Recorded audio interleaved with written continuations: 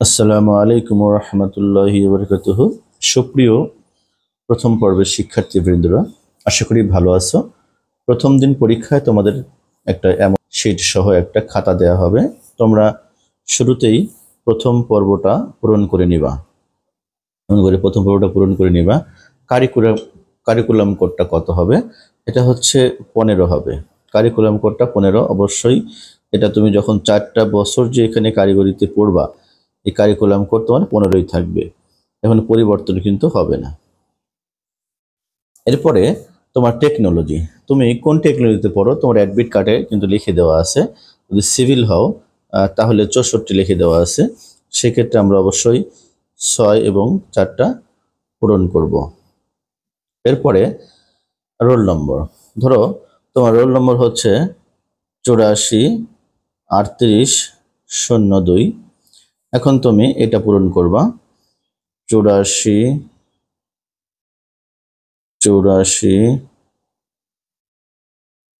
38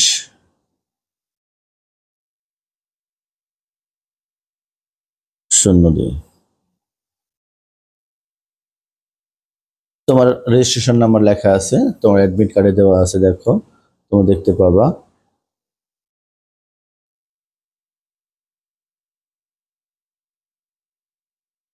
এটা তোমরা পূরণ করে নেবা। 19003802।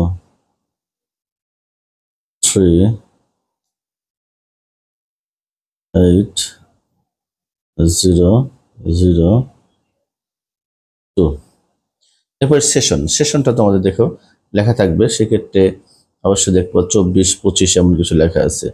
তখন তোমরা এখান থেকে 2 4 2 5 পূরণ করে দেবা। বিষয় কোডটা প্রথম দিন তোমাদের যেহেতু ম্যাথ পরীক্ষা, ম্যাথ অন, তাই এখানে তোমরা 2 5 9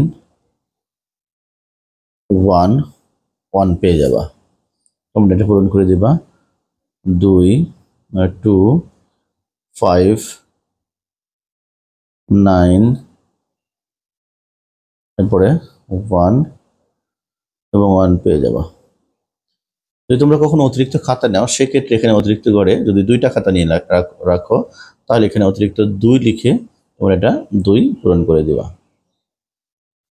আশা করি বুঝতে পেরেছ। এই ঘরটা তোমরা তোমাদের স্যারের জন্য ফাঁকা রাখবা, উনি এখানে সিগনেচার করবেন, এখানে হয়তো উনি তারিখ বসাবেন, লেখা আছে। আমরা যখন এই পার্ট পেয়ে যাই তখন কিন্তু তোমরা এই পার্ট এবং এই পার্টে কখনো হাত দিবা না। আর এই পার্টটা একদম মার্কস বসানোর জন্য পার্টটা। তুমি যদি একটা অঙ্ক 2বার করো, তুমি কিন্তু 2বার মার্কস পাবা না, কারণ প্রথমবার ভুল যদি হয়েও যায় তাহলে 0 পেয়ে গেছো, পরে কিন্তু আমরা মার্ক বসাতে পারবো না। তুমি 1 নম্বর প্রশ্নের বেলায় 0 পেয়ে গেছে। এই ঘরটা কিন্তু তোমার কি হয়ে গেছে, পূরণ হয়ে গেছে। নতুন করে তুমি যদি আবার করে যদি তুমি 2 মার্ক পেয়ে যাও, আমি কিন্তু এখানে মার্ক দিতে আর পারবো না। কিন্তু যদি তুমি প্রথমবার যেটা করেছো যদি সেটা ভুল যায়, তুমি ওটা কেটে দাও, তাহলে পরবর্তী মার্কস কিন্তু আমরা দিতে পারবো।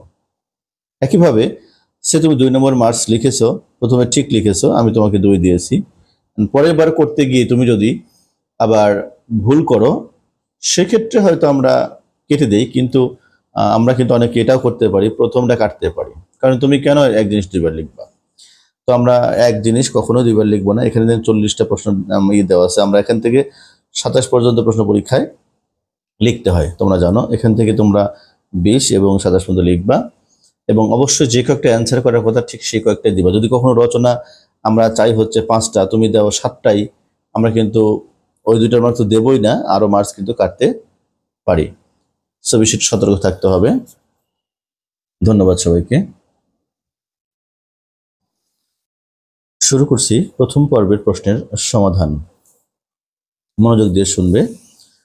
ধরো প্রথমে তুমি এই প্রশ্নটা তুমি হাতে পেয়ে গেলা।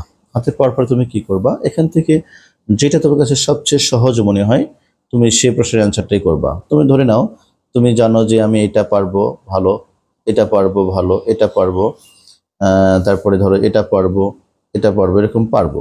এখন তোমার মাথায় চিন্তা আসলো যে আমি হয়তো এগুলো পারবো না, আমি ফাঁকা রেখে দিই জায়গা। না, তুমি যেগুলো পারো সুন্দর করে সেগুলো আগে লেখো। কখনোই তুমি ফাঁকা রাখার চেষ্টা করবে না।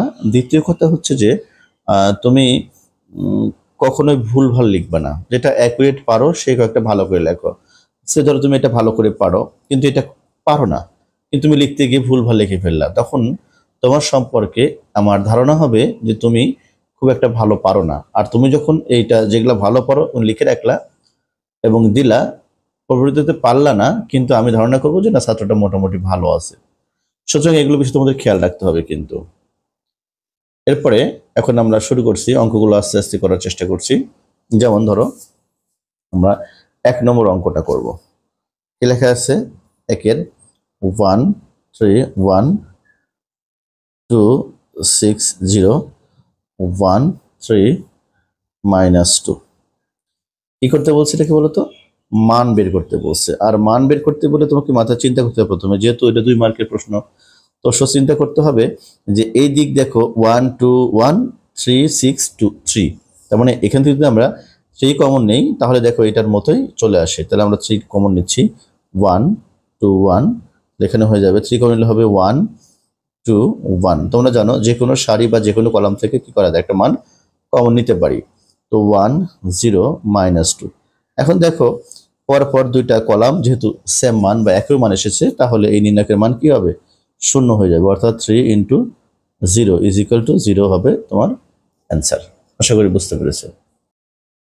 এর পরবর্তীতে দেখো সিঙ্গুলার ম্যাট্রিক্স লেখা আছে। সিঙ্গুলার ম্যাট্রিক্সটা কি তোমরা নিশ্চয়ই জানো। সিঙ্গুলার ম্যাট্রিক্সটা হচ্ছে, ধরো একটা বড় আকার ম্যাট্রিক্স, একটা বড় আকার ম্যাট্রিক্স নিলাম আমরা, ধরো 1 2 3, এবার লেখা আছে 1 2 3, এবার লেখা আছে ধরো 0 1 2। এখন এই বড় আকার ম্যাট্রিক্সের তুমি চিন্তা করতেছো যে এটা যদি নির্ণায়ক তৈরি করি তাহলে কিন্তু 2টা কলামের মান কি, 2টা সারির মান কি একই, এই মানটা কি হবে? 0 আসবে। ঠিক একইভাবে আমাদের চিন্তা করতে হবে যে কোনো বড় আকার ম্যাট্রিক্সের উপাদান দ্বারা গঠিত নির্ণায়কের মান যদি কি হয়? 0 হয়, তখন তাকে সিঙ্গুলার ম্যাট্রিক্স বলি। তখন আমরা বাংলাতে কি লিখব? কোনো বর্গাকার ম্যাট্রিক্সের উপাদান দ্বারা গঠিত নির্ণায়কের মান 0 হলে তাকে কি বলা হবে? তাকে সিঙ্গুলার ম্যাট্রিক্স বলা হবে। সিঙ্গুলার ম্যাট্রিক্স বলে। এরপরে কি বলছে দেখো তো, আলফা ও বিটা বিশিষ্ট মূলের সমীকরণ নির্ণয় করতে বলছে। তো তোমরা জানোই যে এটা যখন আলফা বিটা বিশিষ্ট কোনো সমীকরণ আমরা নির্ণয় করি তখন আমরা সূত্র আছে আমাদের একটা, কি? x² মাইনাস মূলদ্বয়ের যোগফল alpha plus beta into x plus alpha into beta, অর্থাৎ মূলদ্বয়ের গুণফল। এটা অ্যান্সার করতে পারো, ইচ্ছে করলে এটা গুণও দিতে পারো, রেখে দিলেই হবে, সমস্যা হবে না আশা করি। এরপরে কি আছে প্রশ্নে আমরা একটু দেখি। এর পরবর্তীতে প্রশ্ন আছে হচ্ছে 1 2 3 করলাম। 4 নম্বর, একটি কাল্পনিক ঘনমূল দুটি, এককের কাল্পনিক ঘনমূল দুটি লেখো। তোমরা জানো যে এককের কাল্পনিক ঘনমূল দুটি কি কি তোমরা নিশ্চয়ই শিখেছো। এটা জটিল রাশিমালার প্রশ্ন আর কি। 4 নম্বর তোমরা লিখবা যে এককের কাল্পনিক ঘনমূলগুলো হচ্ছে, বাংলাতে লিখবা এককের কাল্পনিক ঘনমূল দুটি হলো -1 প্লাস √/-3/2।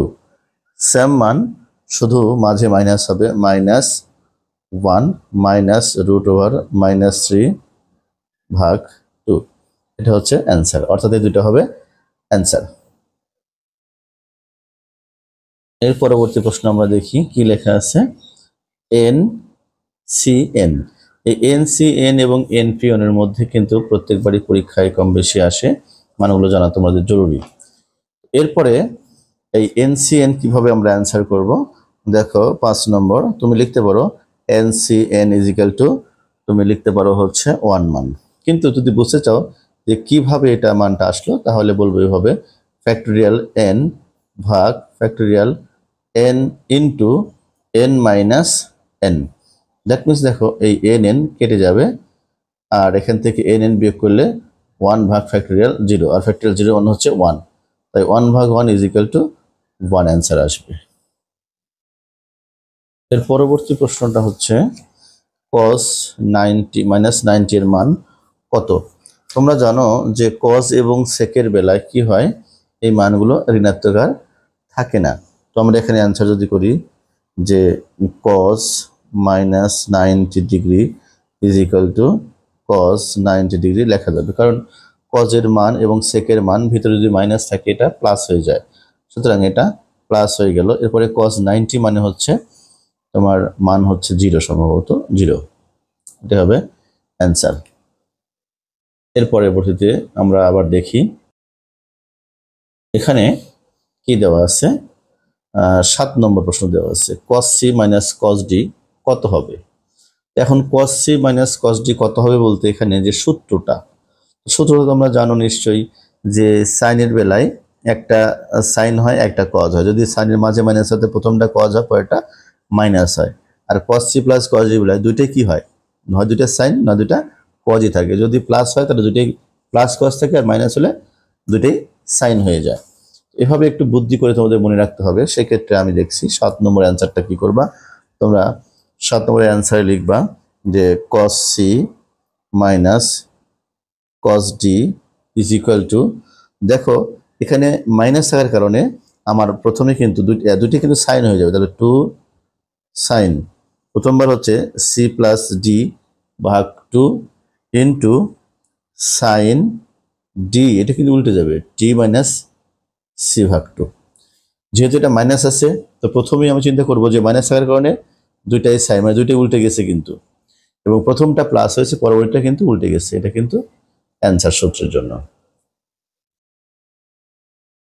পরবর্তী অঙ্কটা কি আছে আমরা একটু দেখি। পরবর্তী অঙ্কটা আছে হচ্ছে 8 নম্বর, tan theta is equal to half হলে cos 2 থিটা এর মান নির্ণয় করো। এটা দেখো ডাইরেক্ট সূত্র, এই সূত্র যদি আমরা বসানোর পরে মান বসিয়ে দেই তাহলে কিন্তু অঙ্ক হয়ে যাবে। তোমরা জানো cos 2 থিটা মানে কি 1 minus tan square theta divide by 1 plus tan square theta. তো আমরা এখন এই মানটা বসানোর চেষ্টা করি।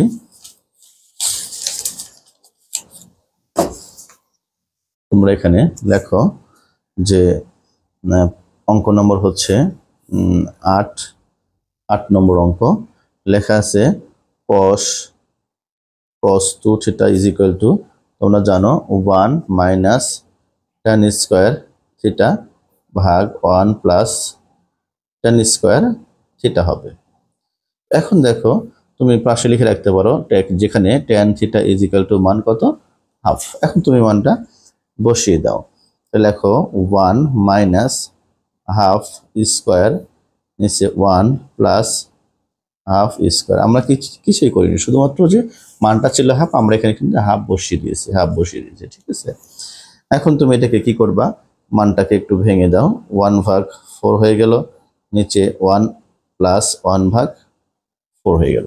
এখন তুমি কি করবা, লসাগু করে ফেলো, অর্থাৎ তুমি লিখবা হচ্ছে একটা টান দিলা, যে নিচে লসাগু করলে হচ্ছে এটা 4, তাহলে 4 মাইনাস 1, নিচে লসাগু করলে 4 প্লাস 1। নিশ্চয়ই তোমরা লসাগু পারো, 4 যখন 1 থাকে এই পাশে কিছু থাকে না নিচে, তখন এই 4ই লসাগু হয়ে যায়, আর এই 4-এর সাথে এই 1-এর গুণ হয়, 4 1 4 মাইনাস 1, এভাবে লিখলা। এখন দেখো উপরে কত হলো, 3 ভাগ 4, নিচে আসে দেখো 5 ভাগ 4। এখন এটাকে উল্টিয়ে দাও, তোমরা জানো যে ভাগের নিচে ভাগ থাকলে এটা উল্টে যায়, তাহলে 3 ভাগ 4 গুণন 4 ভাগ 5 দিয়ে কেটে দাও, থাকবে শুধু 3 ভাগ 5 অ্যান্সার, 3 ভাগ 5 অ্যান্সার হবে, এটা নিশ্চয়ই তোমরা জানো। তো এভাবে তোমরা আস্তে আস্তে করবা। পরবর্তী যে অঙ্কটা আছে দেখাচ্ছি, তো এক্ষেত্রে দেখো লেখা আছে 9 নম্বর কি লেখা আছে, 4 মাইনাস 8 6 আর 12, এখানে লেখা আছে বিন্দুগুলির সরলরেখার ঢাল নির্ণয় করো, ঢাল নির্ণয় করতে বলছে। এখন এই ঢাল নির্ণয় সূত্র তোমরা নিশ্চয়ই জানো যে কোটিদ্বয়ের অন্তর ভাগ ভুজদ্বয়ের অন্তর। তো এখান থেকে তুমি কোটিদ্বয়ের অন্তর বলতে কি বুঝতেছো, যে কোটি বলতে বোঝাচ্ছে যে ওয়াইয়ের যে মানগুলো আছে এগুলো হচ্ছে কোটি, আর প্রথম মানকে বলা হয় ভুজ। তাহলে প্রথমে আমরা লিখবো কোটিদ্বয়ের অন্তর্ভাগ ভুজদ্বয়ের অন্তর। তুমি এখন ইচ্ছা করলে এটা বাংলা দিয়ে লিখে নিতে পারো অথবা নাও লিখতে পারো। তাহলে তুমি লিখে নাও একটু যে ঢাল ইজ ইকুয়াল টু টান দিলে একটা কোটিদ্বয়ের অন্তর, কোটিদ্বয়ের অন্তর ভাগ লিখলা ভুজদ্বয়ের অন্তর। লিখে নিলা। লিখে নেওয়ার পরে এখন তুমি মানগুলো বসিয়ে দাও। তো তোমরা দেখতে পাচ্ছ যে প্রথমে কি ছিল, কোটি ছিল হচ্ছে 8 আর 12। তাহলে কোটিদ্বয়ের অন্তর বলতে এখানে দ্বিতীয়টা বিয়োগ প্রথমটা কিন্তু। তাহলে 12 মাইনাস আমাদের যেহেতু পরের কোটি ছিল কত বলতো, পরের কোটি ছিল কত -8। তাহলে কিন্তু এখানে -8 হবে, অর্থাৎ -8 হবে। আর পরবর্তী যে ভুজটা ছিল, প্রথমটা ছিল, দ্বিতীয়টা ছিল 6, প্রথমটা ছিল 4। তো বিয়োগ করে দাও। এখানে 12 মাইনাস +8, 6 - 4। প্রথমে হবে কত, উপরে হবে 20, নিচে হবে 2। তুমি যদি কেটে দাও তাহলে থাকবে হচ্ছে 10। এটি হচ্ছে অ্যান্সার। এটা কার? এটা হচ্ছে ওই দুইটা বিন্দুগামী সরলরেখার যে ঢাল, সে ঢাল আমরা নির্ণয় করলাম। এরপরে আমাদের কি আছে, বৃত্তের সমীকরণ নির্ণয় করতে বলছে। বৃত্তের সাধারণ সমীকরণ তোমরা জানো, খুবই সিম্পলি এবং খুবই ইম্পর্টেন্ট, প্রত্যেকবার পরীক্ষা আসে এটা। বৃত্তের সাধারণ সমীকরণ লেখো। সেক্ষেত্রে তুমি লিখবা 10 নম্বর অ্যান্সারটা। বৃত্তের সাধারণ সমীকরণ হলো x² + y² + 2gx + 2fy + c = 0। এটা হচ্ছে তোমার অ্যান্সার। এটা হচ্ছে বৃত্তের সাধারণ সমীকরণ। এই ছিল আমাদের অতি সংক্ষিপ্ত প্রশ্ন করার অ্যান্সার করার যে পদ্ধতি। ধন্যবাদ সবাইকে। আসসালামু আলাইকুম ওয়া রাহমাতুল্লাহি ওয়া বারাকাতুহু।